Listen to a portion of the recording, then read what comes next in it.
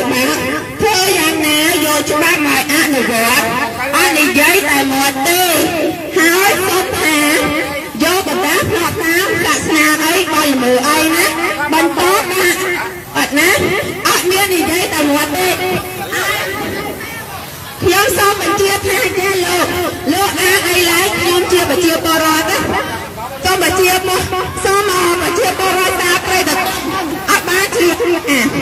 ឡើងអីអស់សមត្ថកិច្ចខកខានយកប្រមាណដងហើយខ្ញុំសួរថាឡានក្រុងខ្ញុំមានបរិមើអីក៏គាត់មិនឆ្លើយអត់ទៅសមត្ថកិច្ចសុំថាគាត់ច្បាប់មិនចោលបន្តខ្ញុំចង់ទៅនេះណាផ្លាស់ខ្ញុំចង់ទៅហើយយកទូរស័ព្ទពីខ្ញុំផ្លាស់ខ្ញុំចង់ទៅហើយលោកមើលផ្លាស់អត់ជំនាញទូរស័ព្ទសូមប្រជាពលរដ្ឋមើលទៅលោកអធិការលោកខាសម្ដេចធ្លាប់សាប្រៃតទៅលោកសម្ដេចធ្លាប់សាប្រៃតទៅយកទូរស័ព្ទខ្ញុំហើយផ្លាស់យកទូរស័ព្ទខ្ញុំហើយសូមប្រជាពលរដ្ឋអូស្អីទៅលោក